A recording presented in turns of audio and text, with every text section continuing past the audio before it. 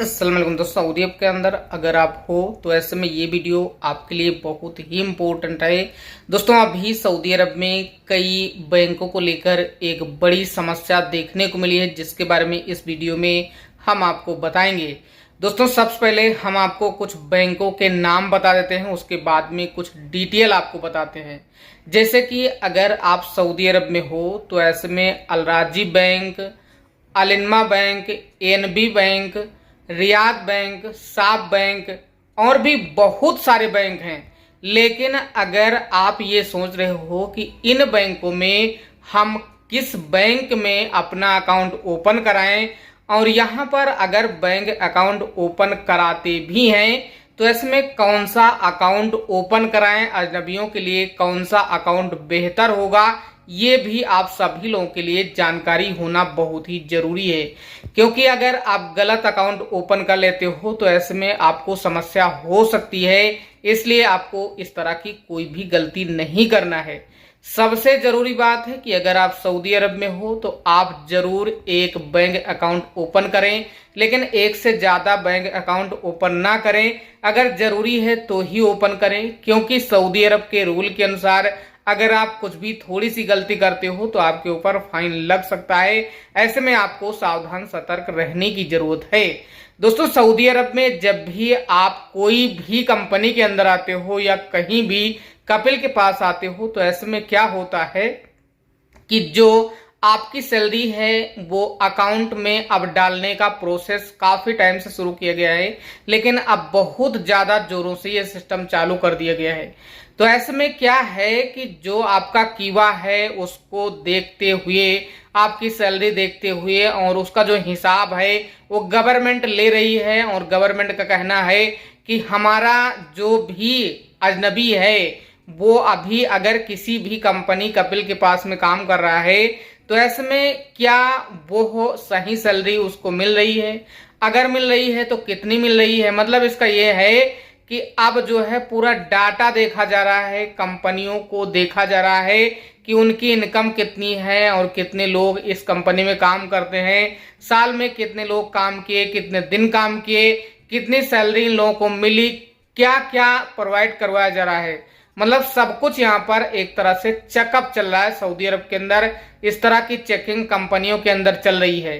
तो इससे बचने के लिए जो कंपनियों तरह तरह की जो तरीका है वो लगा रही हैं, लेकिन कोई भी कंपनी बच नहीं पाएगी। क्योंकि सऊदी अरब में पहले क्या बोला गया था कि जितने भी लोग हैं उनका एटीएम कार्ड बनाया जाएगा और उसी अकाउंट में पैसा डाला जाएगा। फिर रूल लागू किया गया है कि अब जो हिसाब है वो कीवा के अनुसार दिया जाएगा। फिर यानी कि इसमें लगातार अपडेट देते देते अब लास्ट में ये आया है कि अब सऊदी अरब में जितने भी वर्कर कहीं भी किसी भी जगह रहते हैं उनका पूरा डाटा कंपनी के पास रहना बहुत ही जरूरी है। उनको कितनी सैलरी मिल रही है वो भी डाटा जरूरी है। अगर मिल रही है तो उनको बैंक में डालना जरूरी है, कहाँ से कितनी सैलरी आ रही है वो सब कुछ गवर्नमेंट को डाटा देना अब जरूरी कर दिया गया है। तो ऐसे में कंपनियां बहुत ही होशियार हो चुकी हैं और ऐसे ऐसे नए बहाने, नए नए तरीके के बहाने ढूंढ रही हैं क्या क्या हम कर सकते हैं जिससे इन हिसाब को देने से बचें। दोस्तों, हम यहाँ पर मेन टॉपिक पर यह बात कर रहे हैं कि अगर आप सऊदी अरब में हो तो सबसे बड़ी बात है कि अगर आप अपना एक अकाउंट ओपन करवाते हो तो आपको कौन सा बैंक अकाउंट ओपन करवाना चाहिए। दोस्तों, बैंक अकाउंट ओपन करवाने का जो सिस्टम है सऊदी अरब में वो कुछ अलग है। जैसे कि अगर आप इंडिया में हो तो इंडिया में आता है saving account, current account, business account और स्टूडेंट अकाउंट, मतलब ज्वाइंट अकाउंट, बहुत सारे अकाउंट हैं। लेकिन यहाँ पर भी इसी तरह है, current account, saving account, student account, बहुत सारे यहाँ पर भी। लेकिन अगर आप अजनबी हो तो आपके लिए सिस्टम कुछ अलग रखा गया है। आपके लिए एक ही अकाउंट है जो सऊदी अरब में करंट अकाउंट के नाम से, मतलब इसका यह है कि अगर आप अकाउंट ओपन करोगे तो आपका करंट अकाउंट ही ओपन होगा। अगर करंट अकाउंट ओपन हो जाता है तो उसमें आपको घबराने की जरूरत नहीं है कि अगर हमारा करंट अकाउंट ओपन होगा तो इसमें कोई चार्ज लगेगा। क्योंकि इंडिया के अंदर बात करें अगर करंट अकाउंट के मिनिमम बैलेंस को लेकर, तो अगर SBI है तो उसमें कम से कम लगभग 2-2.5 हजार, HDFC में भी 2-2.5 हजार नहीं 10,000 पूरा है, और अलग अलग बैंकों के अलग अलग हिसाब रहते हैं। एसबीआई के भी शायद 5,000 के करीब ही मिनिमम बैलेंस है करंट अकाउंट का। मतलब यहाँ पर अगर करंट अकाउंट ओपन करते हो तो यहाँ पर मिनिमम बैलेंस की कोई भी रिक्वायरमेंट नहीं है। अगर इंडिया में करंट अकाउंट ओपन करते हो किसी भी बैंक के अंदर तो मिनिमम करंट अकाउंट का जो बैलेंस है वो रहना चाहिए। अगर नहीं रहता है तो जो भी पेनल्टी है वो तो लिया ही जाएगा, उसके ऊपर जीएसटी भी लगाया जाएगा। तो इस तरह की आपको गलती सऊदी अरब में नहीं करना है, आपको यहाँ पर परेशान नहीं होना है। अगर करंट अकाउंट ओपन हो जाता है तो इसमें आपको घबराने की भी जरूरत नहीं है। अब यहाँ पर बात कर लेते हैं कि कौन से बैंक में अपना बैंक अकाउंट ओपन करें। दोस्तों, जब भी आप कोई भी सामान ऑनलाइन ऑफलाइन या कहीं भी किसी भी लोकल मार्केट में जाकर खरीदते हो तो इसमें आप सबसे पहले क्या देखते हो, आपको ये देखना है ये सामान कैसा है और इसकी क्वालिटी कैसी है, कंपनी कितने रैंक पर है, 1 नंबर 2 नंबर 3 नंबर, 2-3 नंबर पर है तभी लोग खरीदते हैं, इसका रेट कितना है और प्राइस में रेटिंग कैसा है और प्राइस में कैसा है। मतलब अच्छा भी होना चाहिए और जो प्रोडक्ट है उसकी रैंकिंग भी अच्छी होना चाहिए और इसमें कोई भी डिफॉल्ट भी नहीं होना चाहिए। पिछला जो रिकॉर्ड है वो कैसा रहा ये भी देखना जरूरी है। तो यहाँ पर ये सब देखने के बाद ही लोग सामान खरीदते हैं। और सबसे बड़ी बात है कि अगर कोई भी आप इलेक्ट्रॉनिक सामान खरीदते हो या कुछ भी करते हो तो सबसे पहला काम आपका है कि आपको देखना है कि हमारे एरिया में सर्विस कौन सी कंपनी दे रही है। अगर सर्विस सही नहीं दे पा रही है कोई भी कंपनी तो उस कंपनी का कोई भी सामान आप सभी लोगों को नहीं लेना चाहिए। अगर आप ले भी लेते हो तो ऐसे में अगर कुछ भी प्रॉब्लम होती है तो उसको 100 किलोमीटर 200 किलोमीटर आपको भेजना पड़ेगा या वहां से आके फिर ले जाएंगे, फिर वहां पर कितने दिन बाद बनकर आएगा इसकी कोई गारंटी कंपनी नहीं दे सकती है। तो ऐसे में सबसे जरूरी बात है कि आपके पास सर्विस सेंटर है या नहीं है।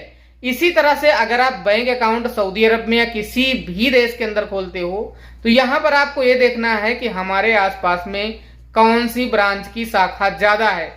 जैसे कि काफी लोग अभी ये सोच रहे हैं कि सऊदी अरब के अंदर जो अल-राजी का तहवील बैंक है ये बैंक क्या बंद होगा या इसमें क्या होगा। तो ऐसे में हम आपको बता दें कि तहवील अल-राजी का ही तहवील अल-राजी है, तो इसमें घबराने की जरूरत नहीं है। उनका भी एक अकाउंट नंबर है, सब कुछ है, लेकिन जो पेरोल कार्ड है उसको लेकर अभी भी कुछ प्रॉब्लम चल रही है। और जो आपका सऊदी अरब का अभी तहवील का एप्लीकेशन है वो ओपन नहीं हो रहा है, उसको शायद बंद ही कर दिया गया है।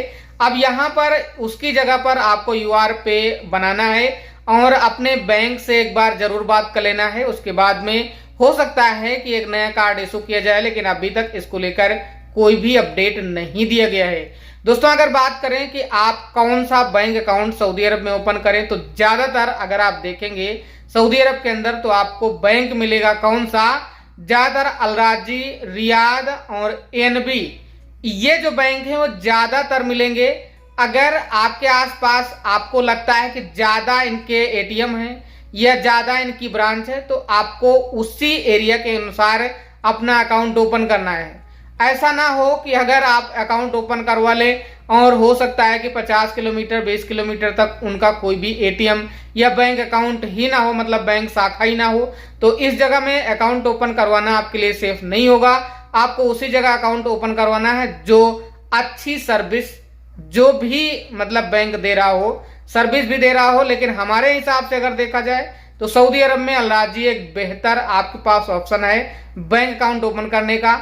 और इसमें अगर आप ओपन करते हो तो हम आपको बता दें कि पहला काम आपको क्या करना है, जैसे ही आपने बैंक अकाउंट ओपन कर लिया ऑनलाइन या किसी भी तरह से या दूसरे तीसरे से, मोबाइल से ज्यादातर लोग ओपन करते हैं सऊदी अरब के अंदर, उसके बाद में अपना जो कार्ड है वो तहवील अल-राजी में जो भी प्रिंटर है उससे आप प्रिंट करें ताकि आपको किसी भी तरह की प्रॉब्लम ना हो। और फिर आप क्या कर सकते हो कि जब वहां पर प्रिंट करें तो उसी टाइम जो है उसको वेरिफिकेशन करें, क्योंकि बिना वेरीफाई हुए आपका ATM कार्ड नहीं काम करेगा, तो उसको वेरीफाई भी करना होता है। तो ये सारा कुछ जरूर, इसके बाद आप जो है लेन देन कर सकते हो, कोई भी प्रॉब्लम नहीं होगी। दोस्तों, ये वीडियो देखने के लिए आपका बहुत बहुत धन्यवाद। आपका दिन शुभ हो।